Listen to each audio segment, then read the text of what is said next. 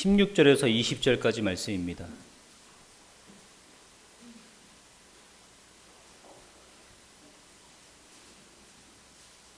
요한복음 14장 16절에서 20절까지 말씀입니다.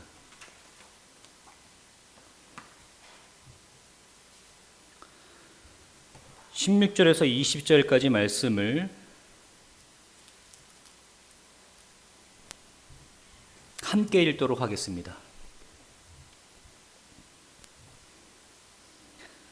내가 아버지께 구하겠으니 그가 또 다른 보혜사를 너희에게 주사 영원토록 너희와 함께 있게 하리니 그는 진리의 영이라. 세상은 능히 그를 받지도 못하니 이는 그를 보지도 못하고 알지도 못함이라. 그러나 너희는 그를 아나니 너희는 그와 함께 계시며 또 너희 속에 계시겠음이라. 내가 너희를 그와 같이 버려두지 아니하고 너희에게로 오리라. 조금 있으면 세상은 다시 나를 보지 못할 것이로되 너희는 나를 보리니 이는 내가 살아있고 너희도 살아있겠음이라. 그날에는 내가 아버지 안에 너희가 내 안에 내가 너희 안에 있는 것을 너희가 알리라. 아멘.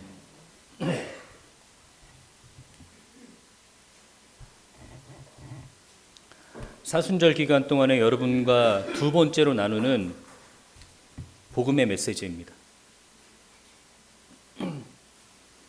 첫 번째 복음의 메시지는 예수님께서 잃어버린 자를 찾아서 이 땅에 오셨다라는, 예수님께서 이 땅에 오신 목적에 대해서 나누고 있습니다. 예수님께서 이 땅에 오신 목적 두 번째 함께 나눌 텐데요. 다음 주에는 예수님께서 고난받으시고 죽으심에 대해서, 그리고 그 다음 주에 부활절에는요 예수님의 부활하신 이유에 대해서 함께 나누게 됩니다. 저한테 꽤 어려운 숙제였습니다. 마지막 예수님께서 이 땅에 오신 이유에 대해서 마지막 여러분과 말씀을 나눌 텐데, 제가 예수님께서 이 땅에 오셔서 하신 일들을 모두 다 종합해서 검토해 보면서 과연 우리가 한 주간 동안 남은 이 기회를 예수님께서 이 땅에 오셔서 어떤 것들을 했던 것에 대해서 중요하게 다뤄야 될까, 고민이 많았습니다. 참 어려운 일주일을 보냈습니다. 마지막까지도 결정되지 않아서 기도하고 또 기도했습니다. 예수님이 이 땅에 오셔서 하신 일이 무엇일까 떠올랐을 때 제일 먼저 설교하셨습니다. 우리가 2달 동안, 3달 동안 예수님께서 설교하신 산상수훈에 대해서 말씀을 나눴어요. 예수님께서 이 땅에 오신 이유를 자기 본인 말씀으로 성명서를 내듯이 말씀하셨던 누가복음 말씀에 대해서도 우리가 지난주에 나눴습니다. 예수님께서 이 땅에 오시고 나서 병든 자들, 귀신 들린 자들을 해방시켰던 사역도 있었습니다. 또 한 가지 예수님께서 이 땅에 오셔서 중요하게 행하신 것, 제자 삼으심. 저는 사실 이 해방에 관한 부분들, 병고침과 귀신 쫓음에 관한 부분들, 실제로 마태복음에 보면은 예수님께서 설교하시고 귀신 쫓으시고, 설교하시고 귀신 쫓으시고, 설교하시고 병 치유하시고, 계속 반복되거든요. 예수님께서 이 땅에 오셔서 하셨던 사역 중에 중요한 부분입니다. 해방에 관한 부분들. 또 한 가지 중요하게 생각하셨던 게 제자 삼으심이었어요. 그래서 그 두 개를 놓고 고민했습니다. 답이 나오질 않아서 다시 한번 말씀을 보면서 기도할 때 하나님께서 주신 마음이 오늘 본문 말씀인데요. 사실은 제가 좀 거부했습니다. 하나님, 이 주제만큼은 좀 피하고 싶습니다. 다음 주에 올로 목사님 설교하실 텐데 올로 목사님 자주 말씀하시는 주제이기도 하고, 그리고 이 비슷한 내용들을 제가 지난달 2부 예배 때 했던 것 같기도 하고, 근데 제가 말씀을 묵상하면 묵상할수록 예수님께서 십자가에 매달리시기 전에 예루살렘에 가시는 그 마지막 길목에서 제자들을 향해서 가장 중요하게 말씀하신 것, 이 땅에 오셨을 때, 예수께서 이 땅에 오셨을 때 그가 이 땅에서 없어지고 나서 다시 오실 그 보혜사 성령에 대해서 중요하게 예수님께서 말씀하신 부분에 대해서 하나님께서 계속 부담감을 주셔서 제가 오늘 이 말씀을 가지고 여러분과 나누려고 합니다. 이 요한복음 13장에서 17장은 예수님의 마지막 설교입니다. 우리가 마태복음 5장부터 7장까지 예수님께서 처음 말씀하신 그 설교 산상수훈에서 나눴는데, 오늘 이 본문 말씀은요, 예수님께서 마지막 설교하신 13장에서 17장까지의 그 마지막 설교 중에 일부분입니다.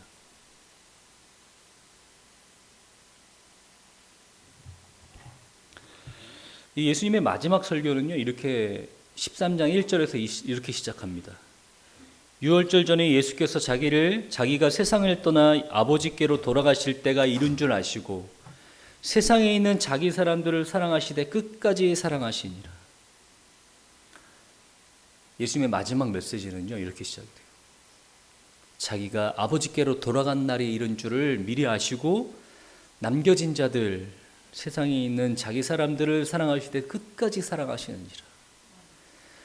예수님께서 자기는 이미 떠날 때가 다달랐는데 이 남겨진 제자들, 자기의 사람들을 사랑하시는 마음을 가지고 이 말씀을, 이 마지막 설교를, 고별 설교를 시작하고 계신 거예요.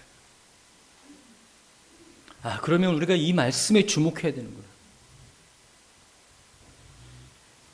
우리가 다음 주에는 예수님의 고난받으심과 죽으심에 대해서 나눌 텐데, 그러면 우리가 이 말씀에 주목해야 되겠다. 결국은 이 13장에서 17장까지 이르는 이 말씀의 중심, 예수님께서 정말로 하고 싶었던 중심 메시지는 무엇인가를 검토하기 시작했어요.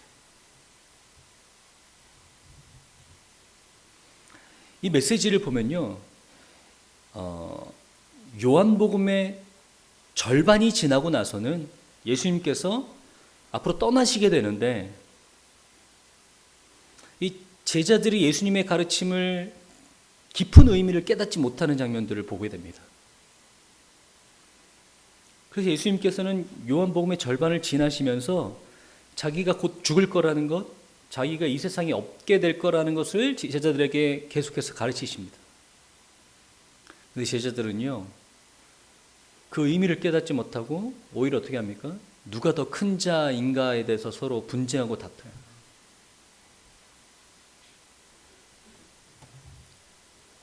예수님께서는 본격적으로 이제 자기의 죽으심에 대해서, 십자가에 대해서, 그것을 밑바탕에 깔고 계속해서 제자들에게 말씀하십니다. 내가 곧 부활이요 생명이요 라고 가르치시지만 제자들은 그 죽음을 이해할 수가 없어요.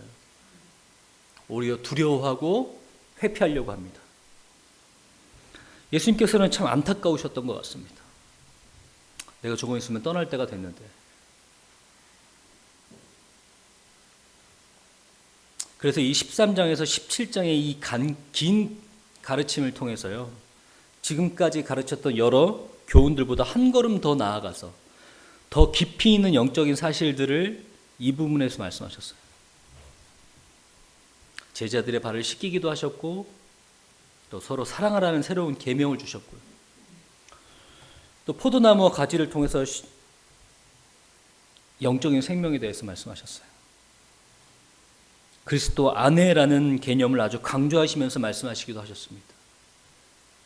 하나 되게 해달라는 영적 연합에 대해서 대제사장의 기도를 하시기도 하십니다. 근데 이 부분을 잘 보시면요, 좀 더 한 단계 더 나아가서 영적인 가르침을 주실 때마다 제자들의 반응이 어떠냐면 당황하고 어렵다고 고백합니다.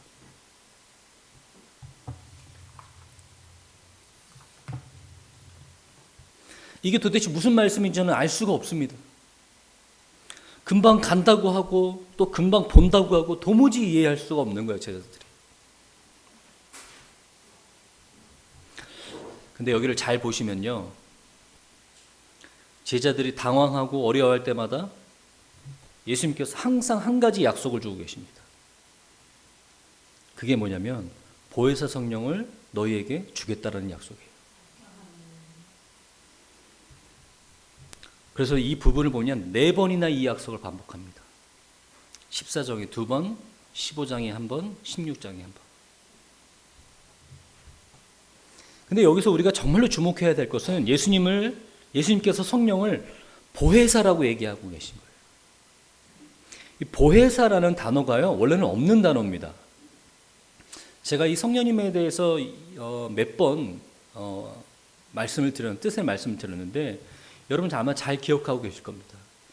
사실 이 보혜사라는 단어는요, 원래는 이 파라클레토스는 원래 옆에서 말씀하시는 분이라는 뜻이라고 말씀드렸잖아요. 그죠? 그런 것들을 우리나라 말로 번역하다 보니까 딱히 마땅한 말이 떠오르지 않아서 한자어로 이렇게 만든 건데, 그전에는 이게 한글 사전에도 나와 있지 않은 단어였어요. 보혜사라는 단어가. 그러다 보니까 보혜사 성령을 너에게 내려주겠다, 너에게 보내주겠다 하라는 말이 우리에게 그렇게 직접적으로 다가오지가 않더라고요. 보혜사, 처음에 들을 때는 이 보혜사 성령이라는 게 뭔가 성령님의 이름인가? 잘 모르시는 분들은 굉장히 어렵습니다. 이 보혜사 성령에 대해서.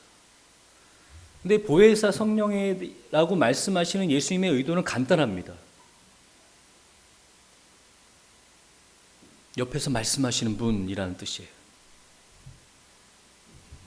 우리가 비록 구원받은 그리스도인이지만요, 신앙생활을 영위해 나가는 데 있어서 하나님의 정하신 그 영적인 법칙들, 영적인 비밀들, 또 그 가운데 있는 하나님의 뜻, 이런 것들을 우리가 잘 몰라요.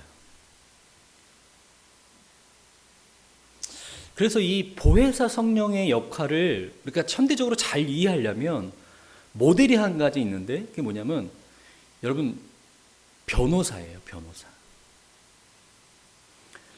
법적인 어떤 소송이나 법적인 문제에 이제 우리가 맡게 되면 우리는 변호사의 도움을 받습니다. 변호사의 도움을 받아서 우리가 앞으로 어떤 과정을 밟아야 되는지, 또는 법정에서도 판사가 이야기하는 것들을 변호사와 상의할 수 있어요. 그 현장 안에서도요. 그래서 판사가 지금 나한테 뭐라고 얘기하는지, 또 나는 어떻게 대응해야 되는지에 대해서 변호사의 도움을 받아서 그것을 우리가 완벽하게 이해합니다.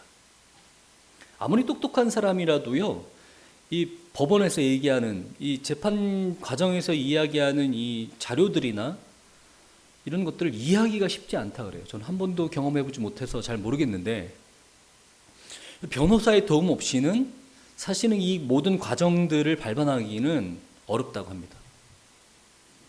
그래서 변호사는 우리 옆에서 이 모든 어려운 과정들에 대해서 우리가 쉽게 이야기해주고, 또 우리가 어떻게 반응해야 되는지, 또 우리가 앞으로 어떤 과정을 밟아나가야 되는지에 대해서 우리가 이해할 수 없는 과정들을 우리가 완벽하게 이해할 수 있게 우리에게 옆에서 말해줘요.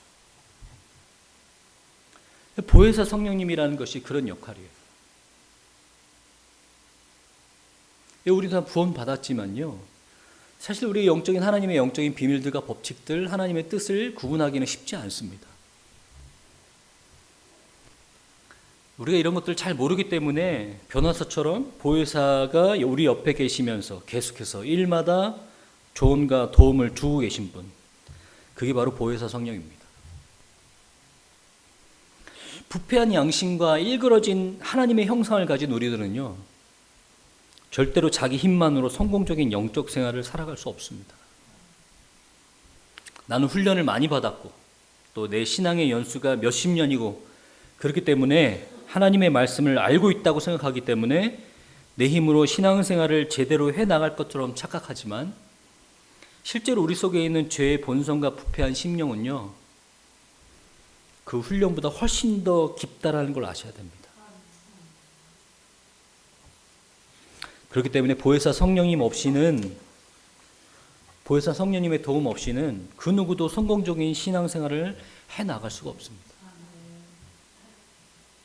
그래서 예수님께서는요, 우리를 고아처럼 내버려 두지 않고 보혜사를 보내주겠다고 말씀하시는 거예요. 그런데 14장 16절에 보면요, 이렇게 말씀하십니다.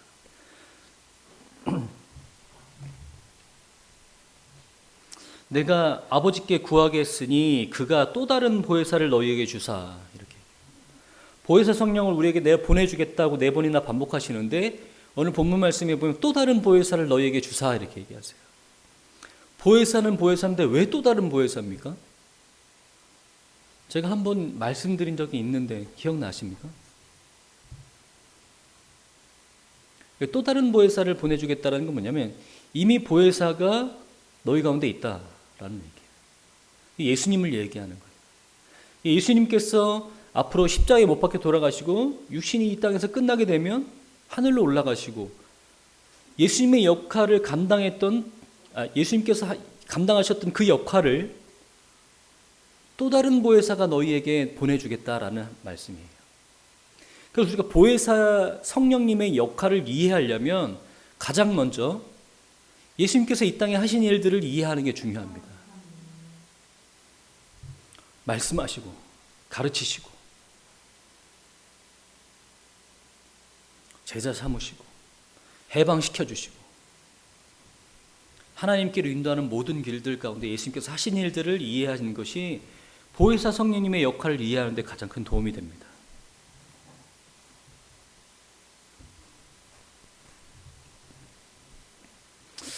근데 이 보혜사가 온다라는 것은 엄청 중요한 일입니다, 사실. 그래서 요한복음 16장 7절에 가보면요. 그러나 내가 너희에게 실상을 말하노니 내가 떠나는 것이 너희에게 유익이라. 내가 가고 보혜사가 오는 것이 너희에게 유익하다라고 말씀하시는 거예요. 내가 떠나가지 아니하면 보혜사가 너희에게로 오지 아니할 것이요 가면 너희가 그를 너희에게 보내리니. 이 땅에서 내가 육신을 벗고 올라가서 너희에게 보혜사 성령이 내려 보내는 것이 너에게 더 큰 유익이다라고 예수님께서 말씀하시는 거예요. 왜냐면요, 이 성령은 영원토록 우리 속에 내주하시는 분입니다. 그런데 우리가 문제가 뭐냐면요, 성령님께서 영원토록 우리 속에 내주하신다라는 것이 얼마나 엄청난 일인지 사실 이해하지 못합니다. 제가 퀴즈 하나 내드릴게요. 삼위 하나님, 그러니까 성부 하나님, 성자 하나님, 성령 하나님, 이 삼위 하나님과 성령 한 분과 어느 쪽이 더 클까요? 성자, 성령, 성부, 성자, 성령 이 삼위 하나님과 성령 한 분과 어느 쪽이 더 클까요? 잘 모르셔도 눈치 있으시면 좀 맞추실 수 있습니다. 어느 쪽이 더 클까요? 정답은 같다라는 거예요. 같다. 이 성령님이 삼위일체 하나님의 3분의 1에 해당하는 분이 아니에요. 삼위는 나눠지지 않기 때문에 이것을 삼위일체의 등가법칙이라고 하는데, 삼위 하나님은 성령님 한 분과 동일하고 똑같이 중요한 분이라고 설명하는 것입니다. 그러니까요, 성령 하나님께서 곧 삼위일체 하나님이세요. 성령 하나님께서 영원토록 우리 안에 내주하신다라는 것은요, 어떤 그냥 단순히 어떤 감동을 주시고 은혜를 주시려고 그런 성령님 삼위일체의 한 부분인 성령님만 우리 안에 계시는 게 아니라 성부, 성자, 성령 하나님 삼위 하나님께서 우리 안에 영원토록 내주하신다라는 걸 의미하는 거예요.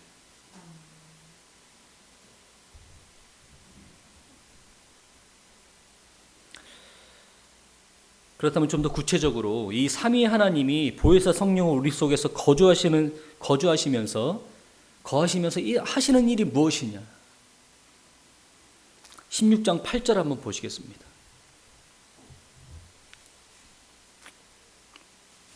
우리 같이 한번 읽어보도록 하겠습니다. 16장 8절. 그가 와서 죄에 대하여, 의에 대하여, 심판에 대하여 세상을 책망하시리. 우리가 이거를 읽으면서 다 이해됩니다. 죄에 대하여, 의에 대하여, 심판에 대하여 세상을 책망하시리라. 그런데 마지막에 걸려요. 책망하시리라. 아니, 성령님께서 오셔서 야단치신다라는 말인가? 근데 이 책망하시리라의 에드머니 씨를 번역한 건데요. 이거는 가르쳐 깨우쳐 준다라는 뜻이에요. 야단친다라는 뉘앙스가 아니고요. 가르쳐서 깨우쳐 준다라는 뜻이에요. 이게 자신 있게 얘기하는 것은 새 번역에 그렇게 번역되어 있어요. 새 번역 성경. 그릇된 생각을 바로잡아 일깨워 주신다. 그러니까 성령님께서 삼위일체 하나님께서 우리 안에 거하시면서 우리를 통해서 하시는 일이 무엇이냐? 죄에 대해서, 의에 대해서, 심판에 대해서 깨우치고 가르쳐 주신다라는 거예요. 이게 왜 책망하신다라는 뉘앙스로 번역되는지는 이해가 됩니다. 왜냐하면 이게 원어를 해석하다 보면 어떤 뉘앙스냐면, 우리가 어린 아이를 가르칠 때 부정문을 많이 사용하잖아요. 그렇죠? 그거 하지 마. 가면 안 돼. 그거 만지면 안 돼. 약간 이런 뉘앙스를 담고 있어요. 이 언어가요. 그러니까 우리가 하지 말아야 될 것들, 우리가 가지 말아야 될 것들, 우리가 품지 말아야 될 것들에서 성령 하나님께서 우리 안에 계시면서 일깨우고 깨우쳐 주신다라는 거예요.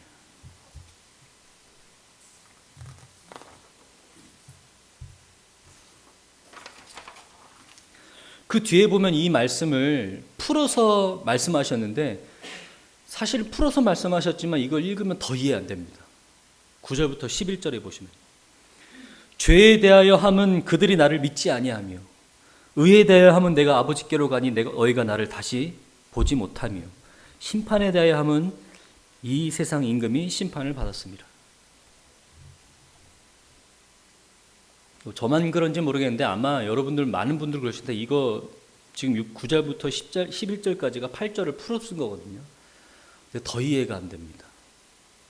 근데 이게 예수님께서 제가 말씀드렸듯이 요한복음 절반을 지나면서 십자가와 그 위에서 자기가 죽으심에 대해서 밑바탕에 깔고 말씀하시고 있단 말이에요. 그래서 그때 당시의 상황을 접목시켜서 지금 해석해야 되는 것이 맞습니다. 하지만 그렇게 해석해야 되만, 그렇게 해석이 가능한 본문은 아니에요. 그러니까 보편적인 해석도 가능한 본문이에요. 우리가 이것을 좀 쉽게 이해하기 원합니다. 죄에 대하여 함은 그들이 나를 믿지 아니하며, 성령님께서 우리 안에 오셔서 죄가 어떤 것인지 알게 하시는 분이에요. 어떤 것인지 죄에 대해, 어떤 것이 죄인지 알게 하십니다. 근데 중요한 건 뭐냐면, 우리가 알고 있는 그 죄의 항목을 말씀하시는 분이 아니에요. 성경이 이야기하는 죄는 뭐냐면요, 나를 믿지 아니하며, 하나님을 믿지 아니하는 것, 하나님을 하나님으로 인정하지 않는 것이 성경이 이야기하는 죄입니다. 하나님을 하나님으로 인정하지 않고 하나님을 믿지 않은 삶에서 나타나는 열매들이 우리가 알고 있는 죄의 항목들이에요.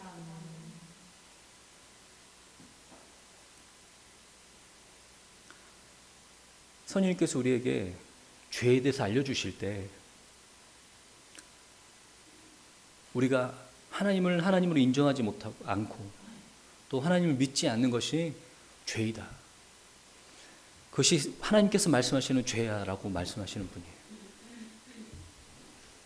의에 대하여라 함은 내가 아버지께로 가니 너희가 다시 나를 보지 못하며. 의는 뭐냐면요, 하나님과의 관계가 의입니다. 하나님의 관계를 의라 그래요. 그래서 우리가, 하나님께서 우리를 의롭다 여기는 게 뭐라고요? 예수 그리스도로 말미암아 우리가 하나님과의 관계가 회복된 것을 하나님께서 우리를 의로 여기시는 거예요. 지금 예수님께서 뭐라고 말씀하십니까? 내가 아버지께로 가니 너희가 다시 나를 보지 못하며. 내가 십자가의 죽음으로 말미암아 아버지께로 가면 그것이 너희에게 의의가 된다라는. 그 진정한 의라는 게 뭐냐? 바로 내가 십자가의 죽으심으로 말미암아 아버지께로 가는 것이 너에게 진정한 의다. 이것이 지금 그들에게, 제자들에게, 유대인들에게, 율법사들에게 파격적으로 들리는 거예요. 평생의 의를 위하여 노력했던 사람들에게.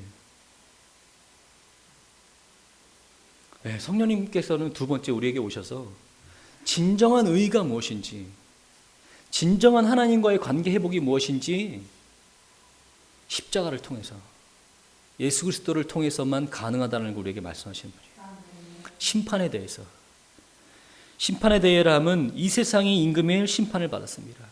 그는 비록 빌라도에게 의해서, 대제사장들과 빌라도에 의해서 심판을 받고 십자가에 못 박혀 죽지만 곧 어떤 것이 승리인지, 결국에는 그 십자가를 통해서 그가 이루고자 하시는 것이 어떤 것인지 온 세상이 알게 됨으로 인해서 하나님의 공의로운 심판이 이루어질 것이다라는 것을 예수님께서 말씀하시는 거예요.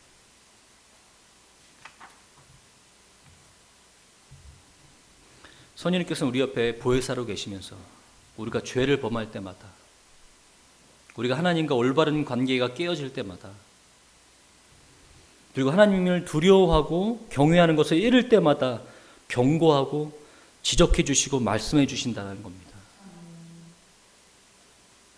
근데 가장 어려운 질문 한번 해보죠. 이 성령의 음성을 들어보신 적 있으세요? 이 성령의 음성을 들어보신 적 있으세요? 성령님께서는 항상 우리 옆에 말씀하시는데,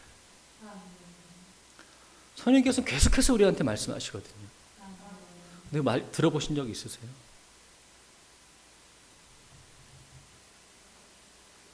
우리가 성령의 음성이라고 하면 쉽게 나오는 근엄하고 굵고 나이 많은 남성의 목소리로 천지가 울리는 것 같은 그런 음성이 나한테 다가와야 그게 성령의 음성이라고 생각하시는데 아닙니다. 성령의 음성은요, 대부분 여러분의 목소리, 여러분의 목소리로 들리는 거예요. 부드럽고 조용한 여러분의 인격을 통해서 의외로 여러분의 삶 속에서 아주 흔하게 자주 말씀하고 계십니다.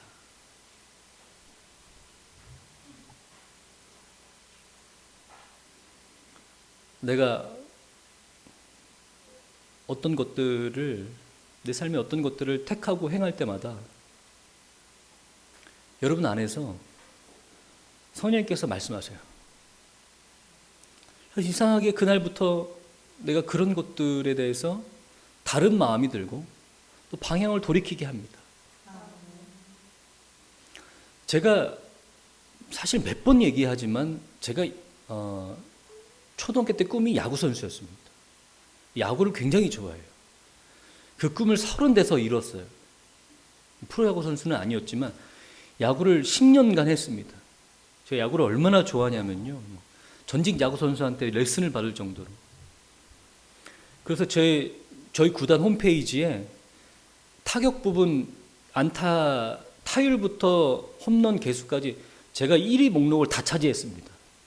너무나 뿌듯했어요. 세상을 다 가진 것 같았습니다. 그런 야구는 절대로 놓고 싶지 않았어요. 근데 어느 날 제 속에서 그런 생각이 들기 시작했습니다. 내가 토요일마다 이곳에 와서 에너지를 쏟고, 또 남성분들은 아실 거예요. 운동 좋아하시는 남자들은요, 세상에서 그렇게 세상적인 남자들 없습니다. 근데 그들과 어울리는 시간들을 하나님께서 그만하셨으면 좋겠다라는 마음이 들기 시작했어요.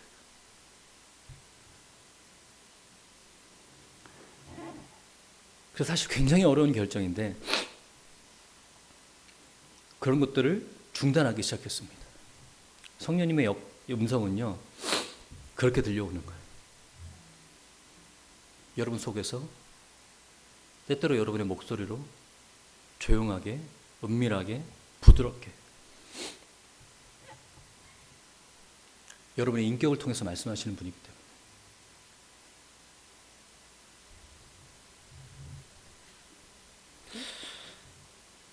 독특한 것은요, 이 음성에 따라가기 시작하면요, 점점 더 자주, 분명하게, 크게 들립니다.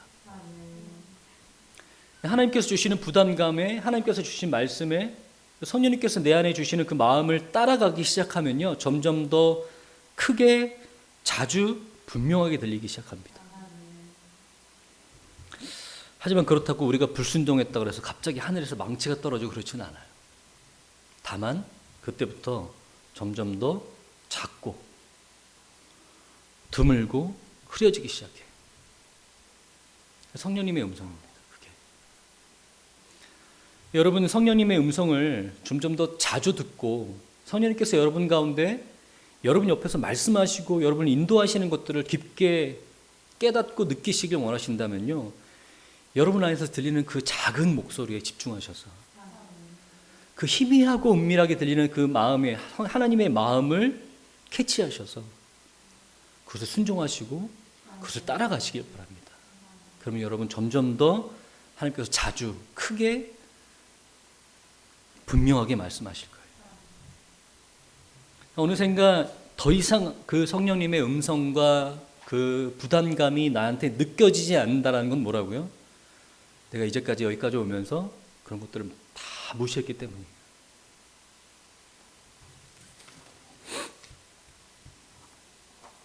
마지막은 성령님은 우리 안에 계셔서 능력으로 일하십니다. 성령님은 능력이 있으신 분이에요.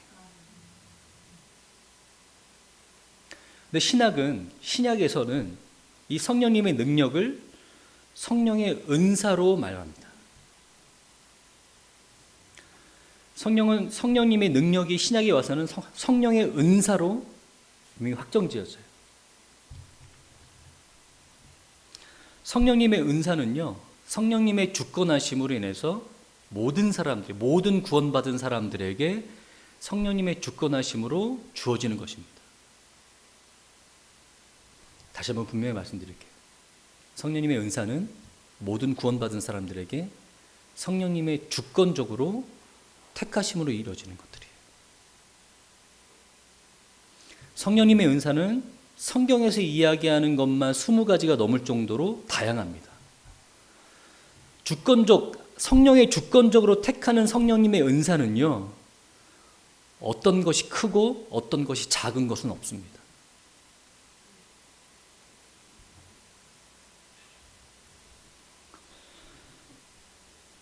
성령님께서 주권적으로 택하시고 우리에게 주신 것이기 때문에 무엇이 더 크다, 무엇이 더 위대하다, 이런 것들은 없어요.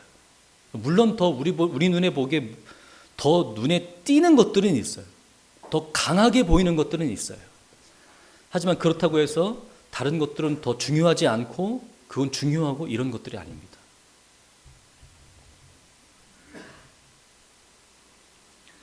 예언하는 은사 너무나 좋습니다. 부럽습니다. 저도 갖고 싶습니다.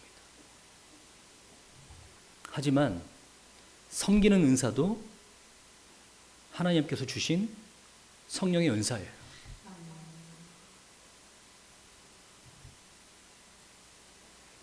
오히려 우리가 조심해야 될 건 뭐냐면,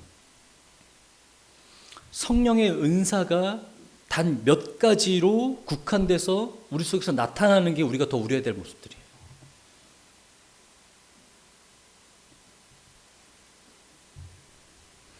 저희는 조심스럽게 한국교회가 갖고 있었던 그 성령의 은사에 대한 개념이 좀 우려스러웠어요.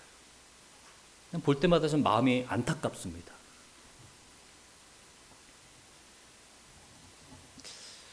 이 부분을 좀 꼭 말씀드리고 넘어갔으면 좋겠어요. 성령님은요, 거룩한 하나님의 영입니다. 성령님이 계신 곳은 분명히 거룩함이라는 특성이 드러나야 돼요. 그곳에서 무슨 일이 벌어져도요, 어떠한 신비한 일이 벌어져도 거룩함을 떠나서 설명돼서는 안 돼요. 이 성령의 은사가, 이 성령의 능력이 우리가 조심해야 될 게 뭐냐면, 체험적으로 국한돼서 설명돼야 될 때 굉장히 조심해야 됩니다.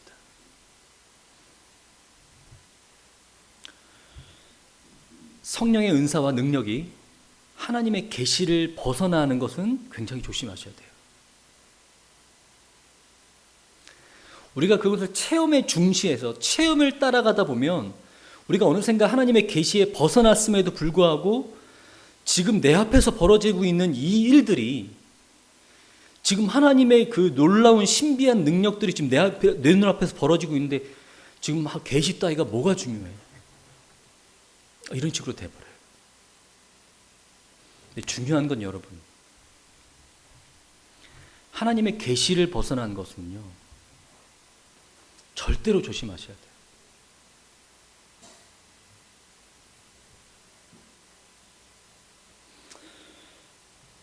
돼요. 제가 한국교회에서 여러 영향력을 펼쳤던 그 성령 운동을 하셨던 분들을 관심 있게 보다가 그 이후의 행보들을 보면요, 많은 사람들이 그 성경적 계시에서 벗어나서 결국에는 미국 복음주의 학회에서는 퇴출되고, 그분들이 이제 미국에서는 집회를 할 수가 없죠. 미국 같은 나라는 신학적 기반이 탄탄하기 때문에 그런 신학적 오류가 가득한 그런 일들을 교회에서 행한다는 것은 사실은 쉬운 일은 아닙니다. 근데 그분들이 다 어디 갑니까? 동남아 가고 아시아권 오고 뭐 그랬어요.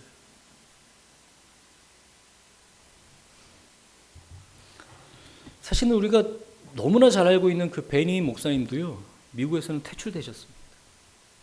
신학적 오류가 너무 많아서. 이런 이야기를 할 때 우리 마음속에 사실은 불편한 감이 없잖아 있습니다. 지금 하나님의 능력이, 하나님의 그 신비한 일들이 지금 벌어지는데 그 신학 따위가 뭐 중요하니?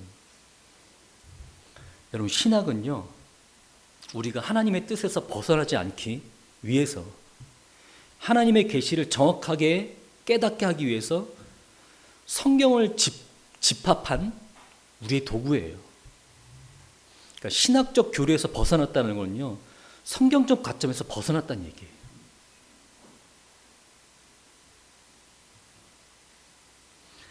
여러분, 성경이 이야기하지 않고 성경에서 그 근원을 찾아볼 수 없는 것을, 성경의 계시에서 벗어나는 것을 여러분이 경험했다 그래서, 체험했다 그래서 맹신하지 마시길 바랍니다.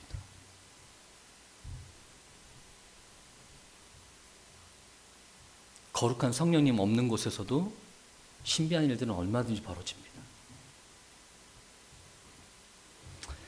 이단에 관한 일들이 굉장히 요즘 이슈입니다. 그죠?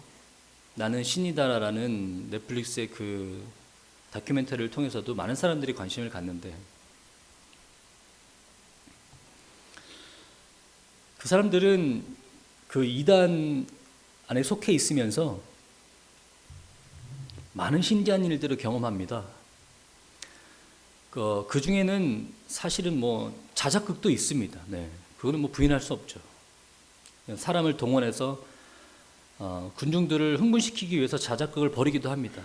하지만 그 아래서 벌어지는 모든 일들이 다 자작극은 아닙니다. 그것을 촬영했던 그 촬영 감독도 PD도 그렇게 얘기를 해요. 자기 눈이 보기에도 너무나 신기한 일들이 벌어졌다. 여러분, 성령님을 이해하실 때 성경에서 벗어난 것이라면 여러분이 경험했던, 여러분이 직접 목격했던 어떤 것도 맹신하지 마십시오. 하나님께서 우리에게 하나님 자신을 계시하신 완벽한 계시인 이 성경은요, 우리가 하나님을 이해하는 유일한 도구여야 됩니다.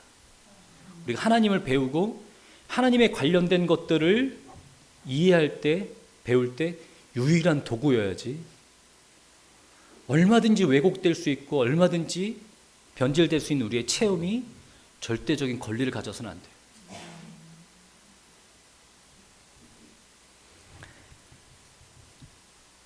여러분, 성령님은요, 거룩한 영이십니다. 우리 안에서 거룩을 위한 모든 일들을 하십니다. 우리가 이 땅에 살아갈 때 성령님 없이는 우리의 신앙생활은 불가능합니다. 성령님을 무시해서도, 성령님을 너무 그런 신비한 일 쪽으로 국한돼서도 안 됩니다. 예수님의 십자가 없이는 우리는 하나님께로 갈 수 없습니다. 마찬가지로 중요하게 성령님 없이는 우리는 단 하루도 신앙생활을 할 수 없습니다. 예수님께서 이 땅에서 마지막 말씀으로 얘기하신 말씀이 뭐냐면, 보혜사 성령을 너에게 내려주겠다. 너에게 보내주겠다. 그 보혜사 성령이 너에게 말해줄 거야. 어떤 것을 말해준다고요?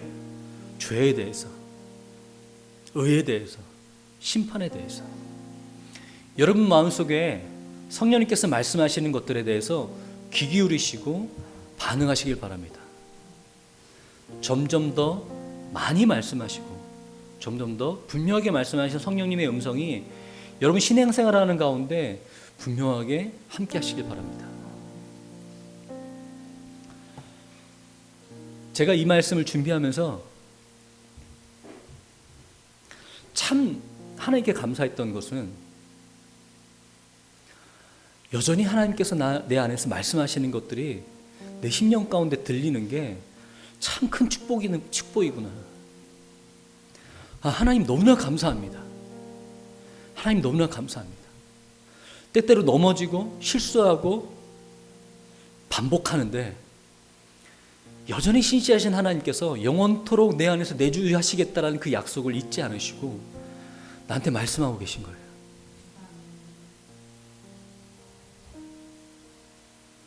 여러분, 우리가 성령님께서 우리에게 이렇게 자주 말씀하시고 분명하게 말씀하시는데, 그럼 우리 신앙생활이 풍요롭거든요. 즐겁거든요. 늘 하나님께 영광이거든요. 사실 이렇지 못하니까 사실 다른 곳에 눈을 돌리는 것 같아요. 좀 더 자극적이고 좀 더 신비롭고. 하지만 성령님께서 우리에게 오신 이유, 분명한 이유는 우리에게 말씀하시려고, 우리 옆에서 우리 안에 내주하시면서, 성부, 성자, 성령님께서 우리 안에 내주하시면서 우리와 함께 동행하시려고. 저는 여러분이 이렇게 결단하고 돌아가셨으면 좋겠습니다. 내 안에 자그맣게라도 들리는 그 성령님의 음성을 내가 절대로 그냥 넘기지 않겠다. 내가 분명히 깨닫고 하나님께 주신 마음 그대로 순종하면서 노력하겠다.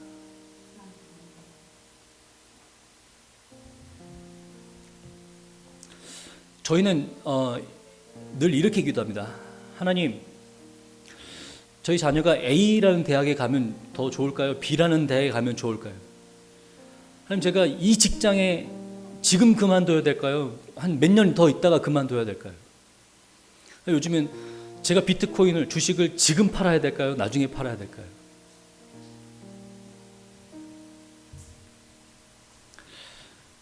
거룩하신 영이신 하나님 성령님께서는요, 우리의 거룩에 관련된 부분에 대해서 말씀하시고 깨닫게 하시는 분이지, 사실 그런 부분은 크게 관심 없으십니다.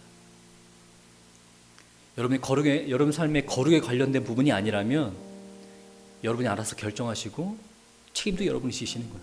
그게 건강한 신앙생활입니다. 거룩을 인도하시는 성령님께서 여러분에게 말씀하실 때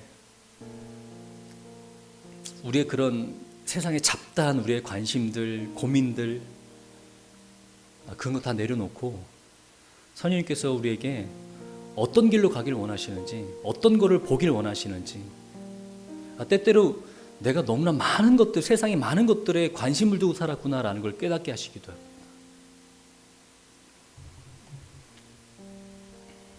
그러한 성령님께서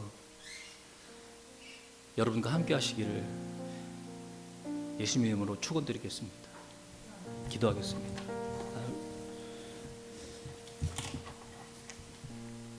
하나님 아버지, 예수님께서 우리에게 약속하신 그 성령님이 우리 안에 계시고 능력으로 일하시고 말씀하시고 깨닫게 하시는 그 모든 일들이 우리 삶 속에서 충만하게 이루어질 수 있도록 주님 함께하여 주시옵소서. 깨닫게 하시고 분명하게 주님 앞에 예민하게 나아갈 수 있도록 주님께서 인도하여 주시옵소서. 더 이상 성령님께서 우리에게 말씀하시는 것들을 무시하지 않고 주님 따라갈 수 있도록 주님께서 인도하여 주시옵소서. 예수님 이름으로 기도드렸습니다.